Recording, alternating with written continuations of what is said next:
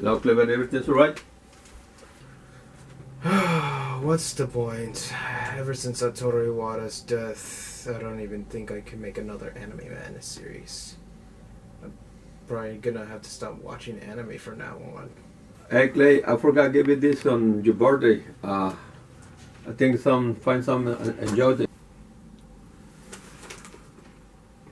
Oh.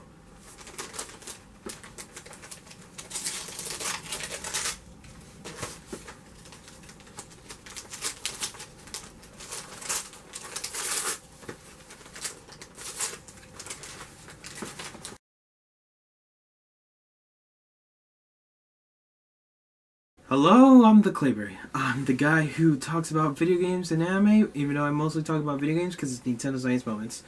So, you know the drill. You know. People are asking me of more Disney reviews because of the success of the review Goof True. The one with, my friend. But you know what? I wanted to take a break talking about things that involves with Disney. And it's going to be amazing because you guys will be amazed by what I'm going to talk about. Goldeneye 007. This game was actually based around the movie Goldeneye, starring Pierce Brosnan as James Bond. Yes, this is a James Bond game. And I know what you're thinking. Oh, this is going to be bad. It's going to be really awful. It's like the LJN games. Actually, this game succeeded. Even says right here, 1997/1998 Game of the Year. So this game actually defined and revolutionized first-person shooter games on consoles. Not on PC, console.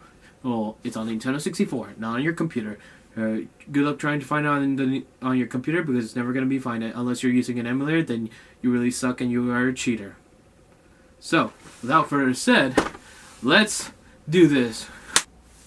Love the tuxedo. Glad that was a really good technique.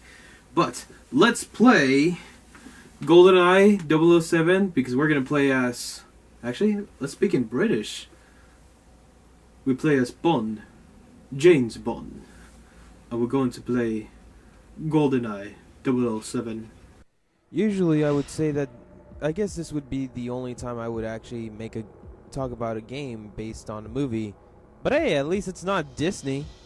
What I like about this is that at the very beginning it has the James Bond intro, kind of like the James Bond movies, but it's mostly based around GoldenEye, and that is what makes this game so hardcore. Even though the movie had a different music from the game, at least it was a nice way to show any gamers what James Bond can do in a video game. I like how they show the logo, and not only that, they also show all the cast. They show every, well, it's not actors, but it's more like all the characters from the movie GoldenEye, because, the movie is awesome, and this game took about 2 years to work on it. When I look at this, I always felt like watching watching a movie, but instead of watching a movie, you're playing the game. So the game starts with 4 file folders, which has a picture of Pierce Brosnan, known as James Bond. The game also features 3 levels: Agent, Secret Agent, or 00 Agent, which is easy, normal, or hard. So I'm gonna go easy for new gamers or newcomers who's gonna be into GoldenEye. So according to this, the first one we're gonna be doing is the Dam, which is basically the beginning part of the movie GoldenEye. Since you play as James Bond, it actually kind of like explains how the James Bond got to the dam. And also, if you're asking me where does this take place, it takes place in Russia. I don't know how, but hey, that's how the movie is. First time I played this, I felt like I was kind of angry, but then I realized it's actually pretty fun. So let me explain how do you play the game. Well, the first thing is that the Z button is more like using the trigger on the gun, which is, what James Bond would use. The cool thing about this is that when you take down somebody, you could actually grab the gun that they had, and you can carry to a lot of weapons, which is actually pretty amazing. And the A button on which is the N64, is to change weapons. The B button is to, if it's just basically like if you're low on ammo and you have to change, it's like you put more ammo. But if you're like right next to a door, you could open and close it, or if there's like a switch, you could switch. From what I heard back then is that many people actually want to feel like James Bond. So I guess this was the game that many people actually was like, it gave them the right choice. In this first level, we have to make sure to reach all the way to the point where James Bond jumps off. This is something that is mostly to reference the movie, I guess you could say that. First time I heard of James Bond was based on a movie, I forgot, I think it was called Skyfall 007, I don't remember, but that's the first time. And then, that's how I got really into Goldeneye 007. It's weird because I've actually asked a lot of people about what games I could actually, get that would be pretty fun, and none of them has ever mentioned me Goldeneye 007. I don't know why. I guess it's probably because they might have forgot about it. Now this is the part where we actually jump off the dam. So it's kind of where, although the one thing I did get confused when I played this and I saw the movie is that they didn't edit that attachment that you put on the feet and you put on somewhere, that way James Bond wouldn't fall, like, he wouldn't die.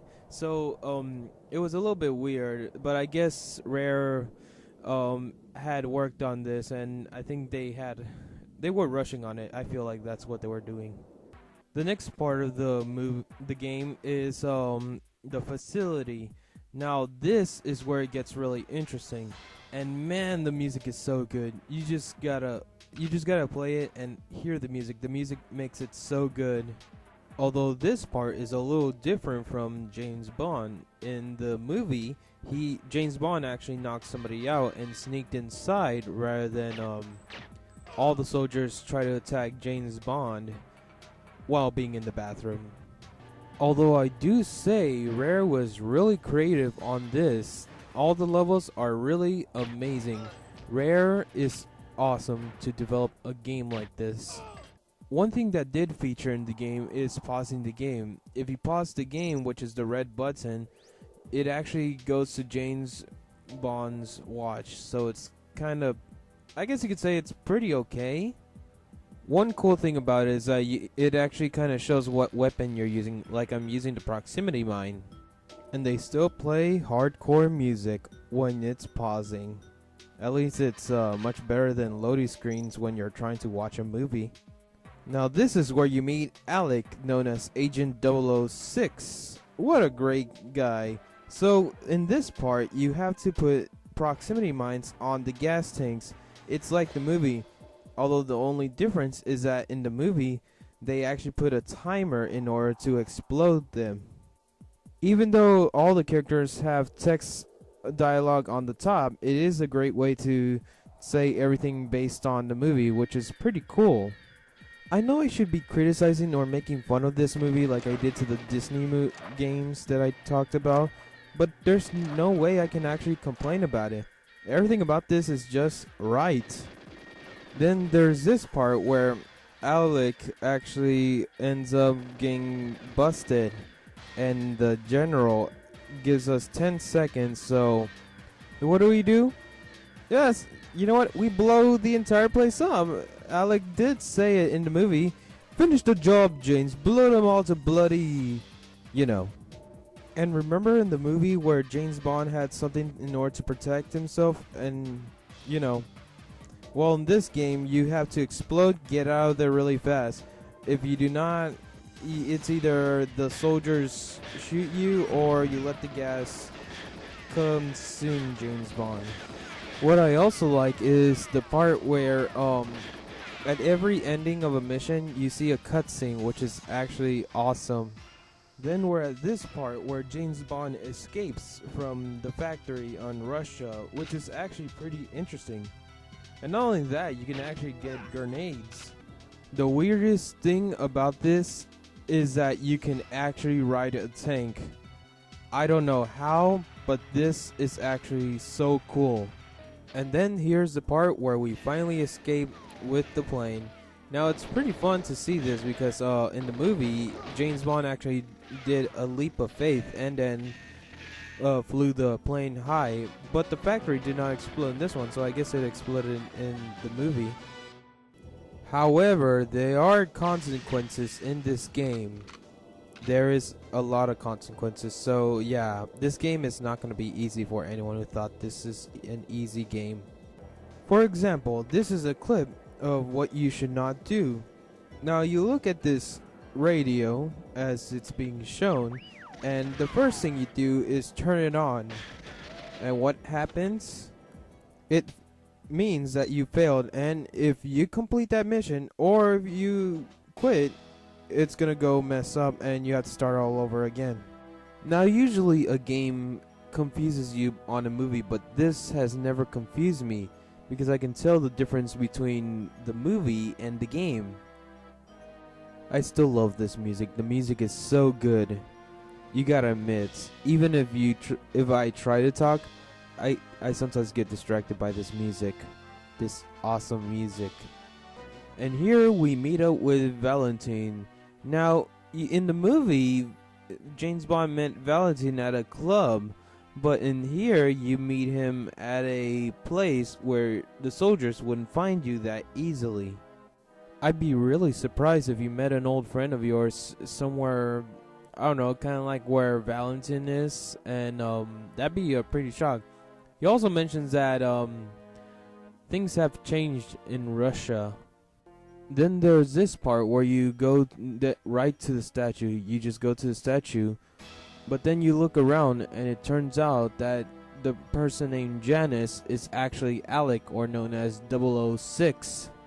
He greets you like how he did in the movie, saying, "Good evening, 007, but if you put up your gun, he'll say something different," which is actually something that he's never said in the movie. But in the movie, Alec's henchman actually shot James Bond a dart that made him go to sleep, which is more like knocked out. And then they have to, James Bond wakes up at the plane where Natalia is, and they're inside. They explode, like the plane's about to explode. But in this one, you have to get Natalia.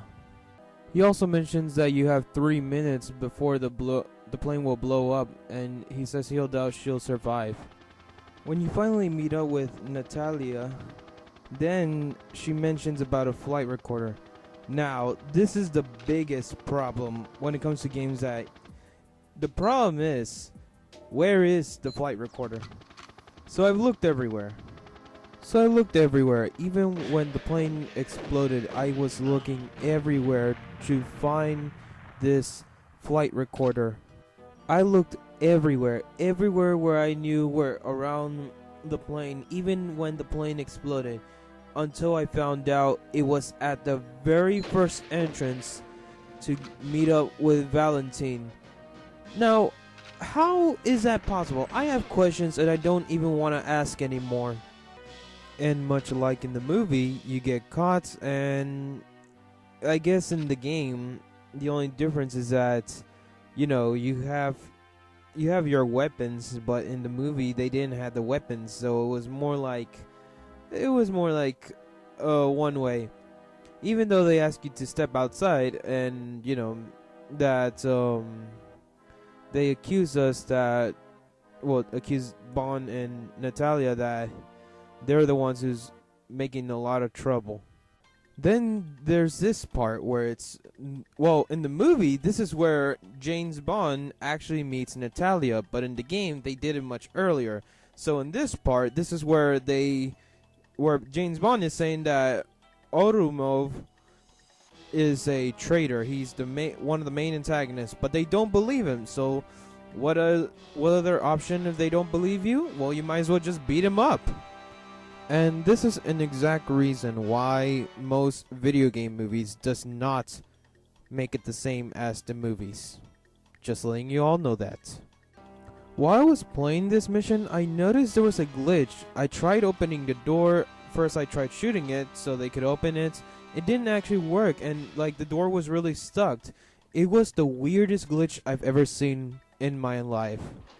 Usually it's rare to see glitches like this in a game, but that's actually pretty shocking because if you think about it, if a game is perfect but then there would be a glitch, it'd be kinda interesting to show it. Then you rescue Natalia, but you gotta be very careful. Do not let the soldiers shoot Natalia, because if it goes to the consequence of failing. After rescuing Natalia, your main goal for now is to break one of the glasses and escape. Although in the movie, Automov actually captured Natalia, and James Bond basically went another way in order to get inside on what you're about to see. Let me tell you something, this is the hardest one I've ever been out of all these missions. In this mission you have to rescue Natalia, well, mostly find a way to find where Natalia is. But the hard part about it is that there's so much everything, it's just hazards, everything. It's really hard to find Natalia. Although I gotta say, the funniest thing I laughed, it was the part where you can actually run over people, and I only ran over the bad guys. And in this part, you basically reach to the point where you have to get on the train. I like the point that there's explosions in the background. Now this one is an easy mission. All you have to do is get to the train, but the problem is that you have to be very careful. Agent 006, his friends will actually try to take you down. So this is a great way to see how James Bond got in the train, even though in the movie it was much different.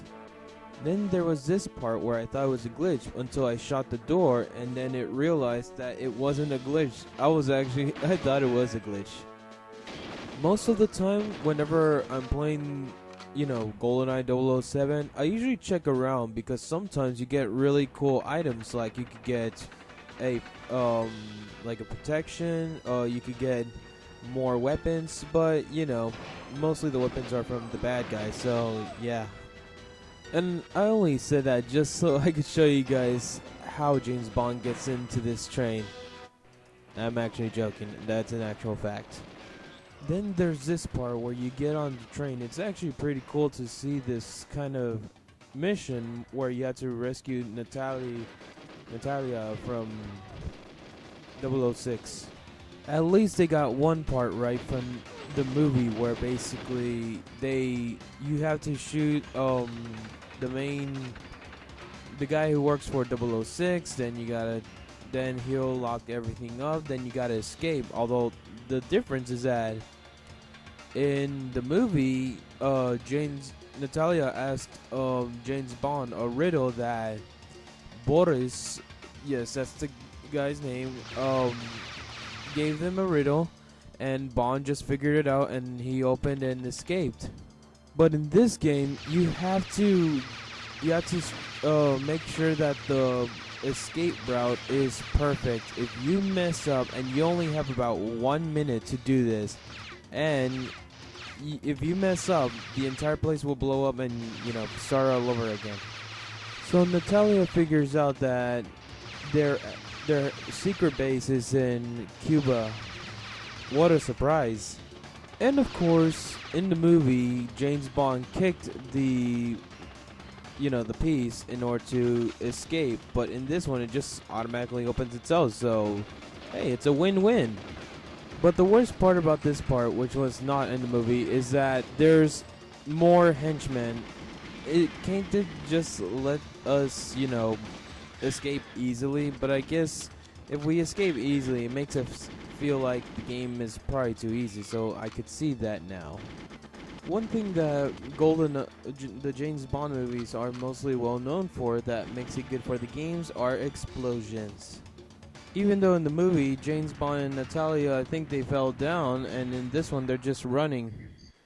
And now we're at the forest. Remember the episode where, I mean, not the episode, the movie James Bond, where Bond and Natalie, actually, you know, they fly around and then they crash.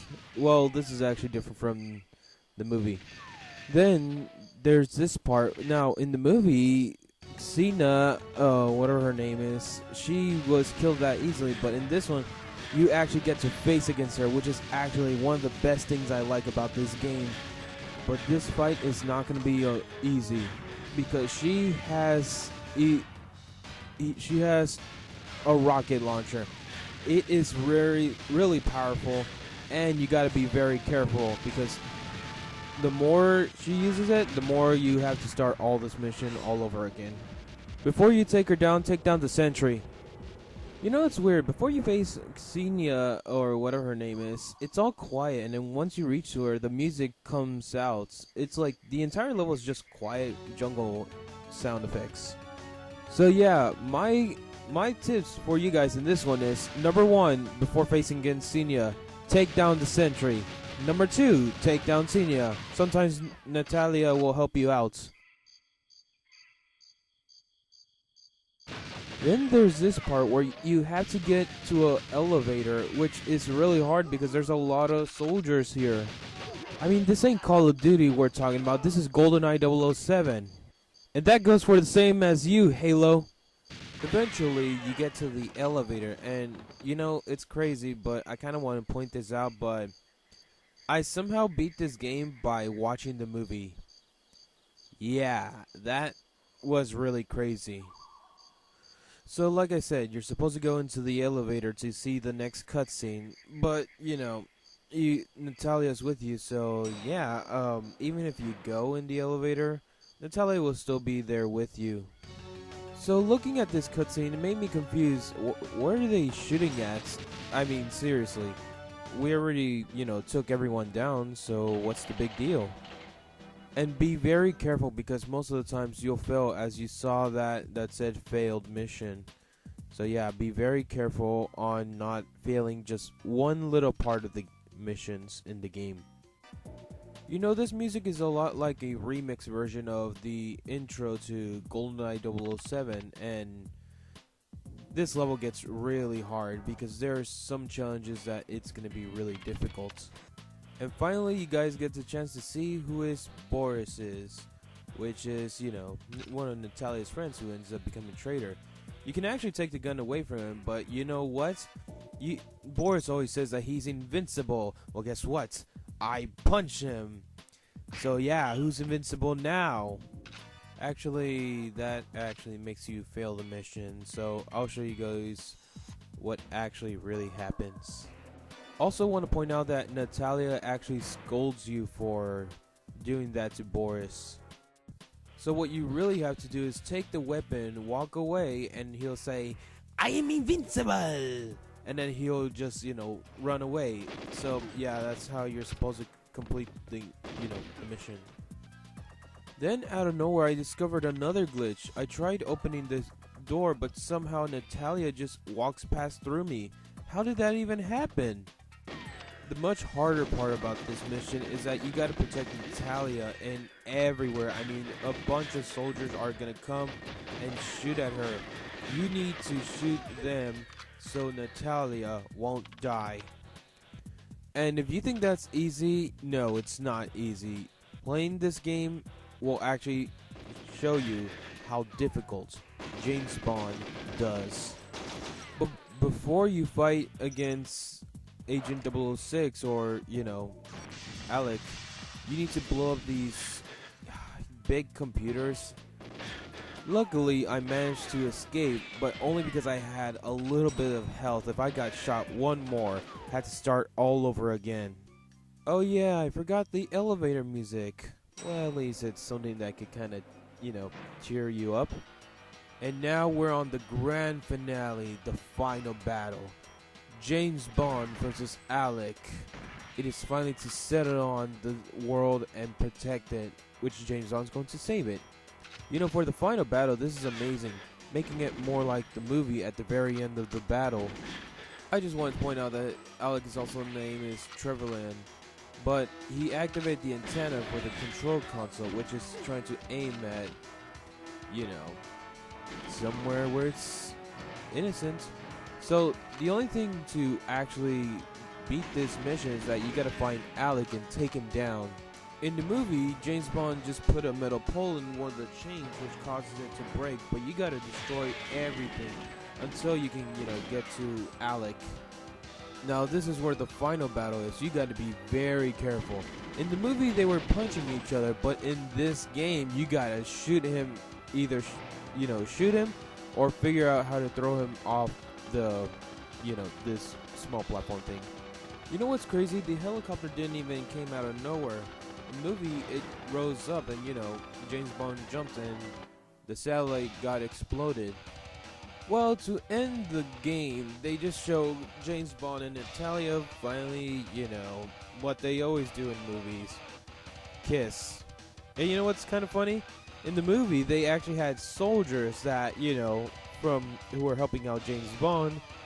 And, you know, the movie, like, ended off where they just, like, you know, they just went back home. But, like, in the game, they just decided to do this kiss for a really long ending. And, you know, it's a great game. I enjoyed it a lot. Other than showing the credits, there was actually something very interesting that I don't think a lot of people know. So, after GoldenEye 007 was completed, there was supposedly a sequel to it, which is based around the movie Tomorrow Never Dies. That actually never happened because it got changed into a game, but for that, I'll wait till, you know, another time to talk about that game. What's also interesting is that there's a multiplayer mode, and, you know, the multiplayer mode is basically what made it really good. But I only reviewed the missions that were based around the movie, because, you know, I guess you could say that since I loved watching, you know, James Bond Goldeneye, I thought, you know, just review only the parts that are more based around the movie.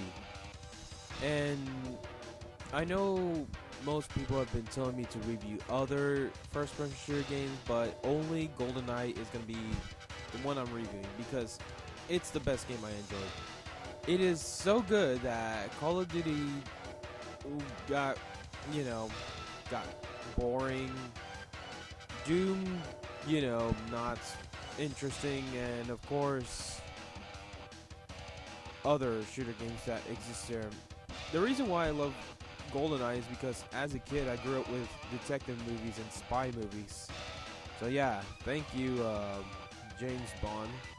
But I know you're gonna complain saying that, oh, you don't care about any other shooter games. Well, I really love Splatoon, so that's kind of like similar to GoldenEye, and that was really cool.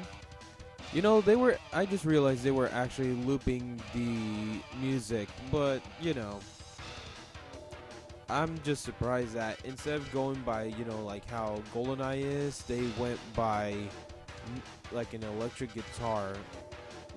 And, you know, fun fact, this game was actually so crazy that it got the award for, you know, being the best shooter game in 1997.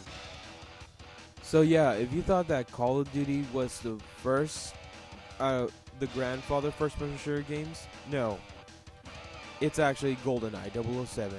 James Bond is so good that he got everyone to create more shooter games, which is why Fortnite and Splatoon are really good. Okay, I just want to point it out, but it's kind of cool to see that it said it was filmed twice in England in Nintendo Vision. So I'm like, wait, so basically, since it's an N64 game, they just, you know, made this game and, you know, said that they recorded in England. You know, sometimes I feel like, you know, they should just, you know, stop kissing and go somewhere instead of being like, I don't know, get eaten by lions and crocodiles. James Bond will return. Yeah. he'll return. And let's hope that happens someday. At least it's better than Doom, that's one thing for sure.